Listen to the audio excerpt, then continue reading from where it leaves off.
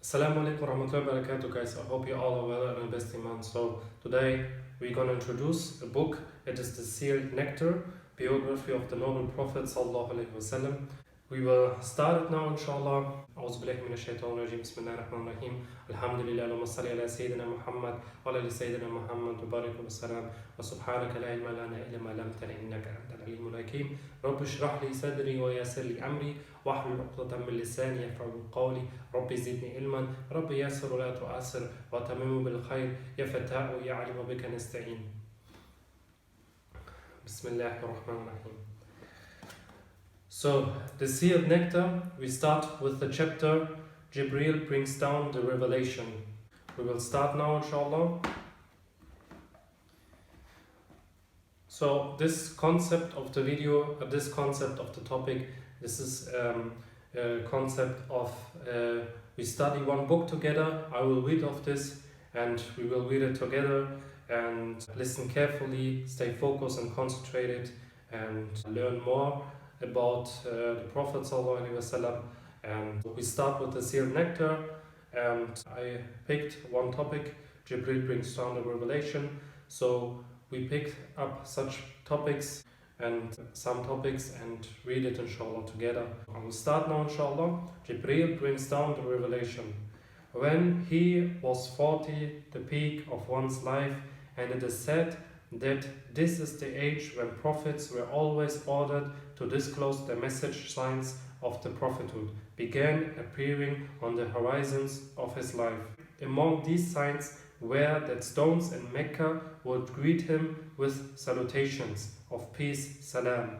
He would not have a dream except that it would become reality, as clear as dawn.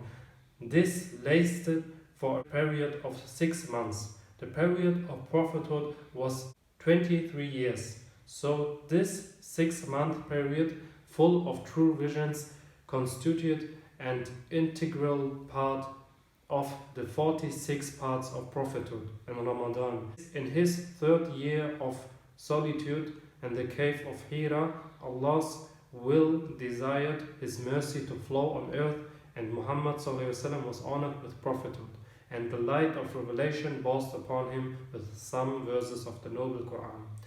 As for the exact date, careful investigation into circumstantial and relevant evidence allows us to fix it to Monday, Ramadan 21 at night, August 10, 610, with Prophet Muhammad ﷺ exactly 40 lunar years, 6 months and 12 days of age, 39 Georgian years, 3 months and 22 days. So under it there's also some explanation which goes a little bit deeper, that we will go further and read. So Aisha radiallahu anha gave the following narration of that most significant event that brought the divine light which will drive out the darkness of disbelief and ignorance. It led life down a new course and brought about the most serious reforms in the history of humanity. The first initiation of revelation for Allah's Messenger sallallahu alayhi wasallam assumed the form of true dreams that would strikingly come true all the time. After that, seclusion became dear to him and he would go to the cave of Hira to engage in tahannut, devotion there for a certain number of nights before returning to his family, and then he would return for provisions for a similar stay. At length, unexpectedly, the truth came to him while in the cave. The angel came to him and said, "Recite." "I cannot recite," he, Muhammad said. The Prophet described, "Then he took me and embraced me tightly and then let me go and repeated the order, 'Recite.' 'I cannot recite,' said I, and once again he squeezed me and let go me until I was exhausted. Then he said, 'Recite.' I said, 'I cannot recite.' He squeezed me for a 3rd time and then let me go and said, 'اقرأ باسم ربك الذي خلق خلق الإنسان من علق اقرأ وربك الأكرم. Read in the name of your Lord, who has created all that exists, has created man from a clot, a piece of thick, coagulated blood. Read, and your Lord is the most generous. Chapter 96 from verse 1 to 3. The Prophet repeated these verses, trembling with fear. After this, he came back to his wife Khadija radiallahu anha and said, "Cover me, cover me." They covered him until he regained composure and felt at ease. He informed Khadija radiallahu anha of the incident of the cave and added that he was frightened. His wife tried to soothe him and reassured him, saying, "Allah will never disgrace you.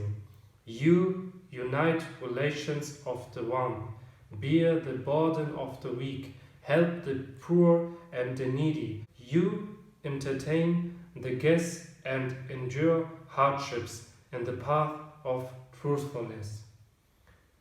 She set out with the Prophet to her cousin Waraqa bin Nawfal bin Asad bin Abdul Uzza, who had embraced Christianity in the pre-Islamic period and used to write the Hebrew scriptures, and he would write from the Injil in Hebrew what Allah willed from him to write. He was an old blind man. Khadija radiallahu anha said, "My cousin, listen to your nephew." Waraqa said, "O my nephew, what did you see?"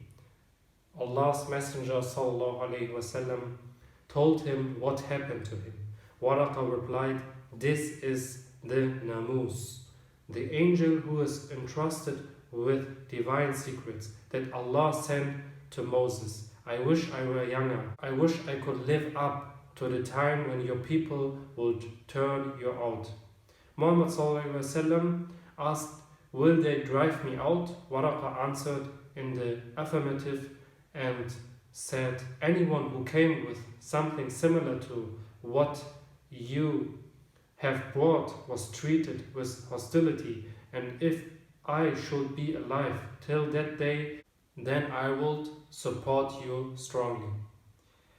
A few days later, Waraqa died and the revelation also subsided. This was the first chapter, and the next chapter is interruption of revelation. I hope you like this video, enjoy it, and thumbs up, share this video, subscribe my channel. Until next time, assalamu alaikum wa rahmatullahi wa barakatuh.